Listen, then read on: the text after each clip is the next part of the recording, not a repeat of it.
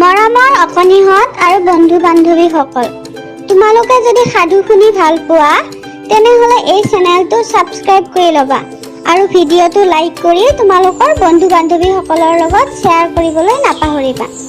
তেনেহ'লে আহা এতিয়া সাধুটো আৰম্ভ কৰোঁ।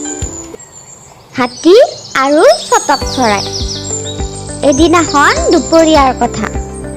বনৰীয়া হাতী এটাই এজোপা গছৰ ছাঁত জিৰণি লৈছেহি।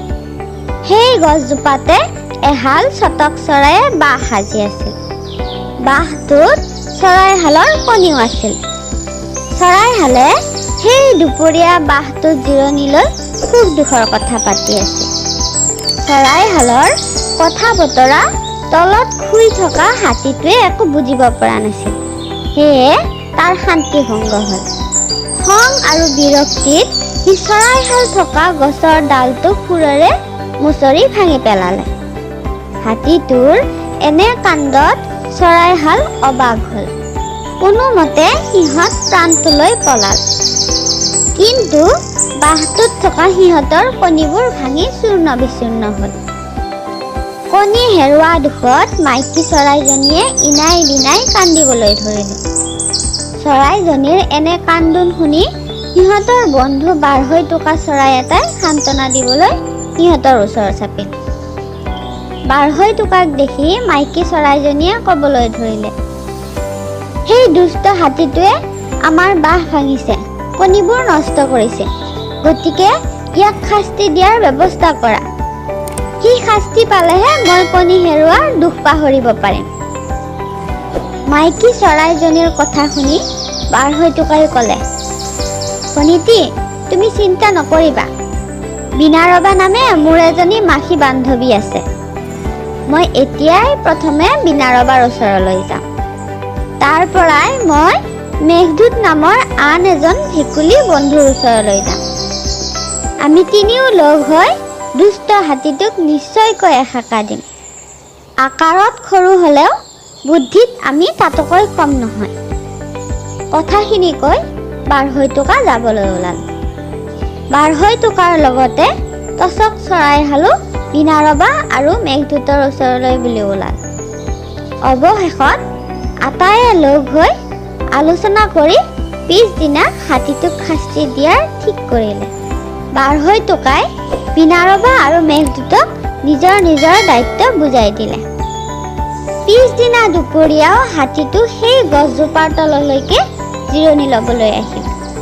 তাকে দেখি বিনাৰবাই হাতীটোৰ কাণৰ কাষত গুণগুণাবলৈ ধৰিলে। বিনাৰবাৰ মধুৰ গুণগুণনি শুনি হাতীৰ চকু মুঠ খালে।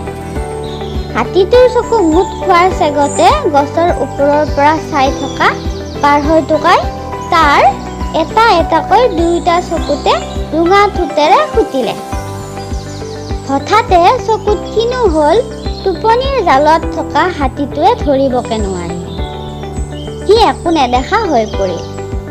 তাৰ পাছত মেঘদূতে অলপ আঁতৰত ৰৈ তুৰতুৰাবলৈ ধৰিলে। মেঘদূতৰ মাত শুনি চকুৰে নেদেখা হাতীটোৱে ভাবিলে, ভেকুলীয়ে পানীক আশ্ৰয় কৰিহে থাকে। ভেকুলীয়ে মাতিছে যেতিয়া ওচৰতে নিশ্চয় পানী আছে। গতিকে ভেকুলীৰ মাত অনুসৰণ কৰি মই পানীলৈকে যাওঁ। তাত ধুই ল'লেহে মোৰ চকু দুটাৰে দেখিবলৈ পাম।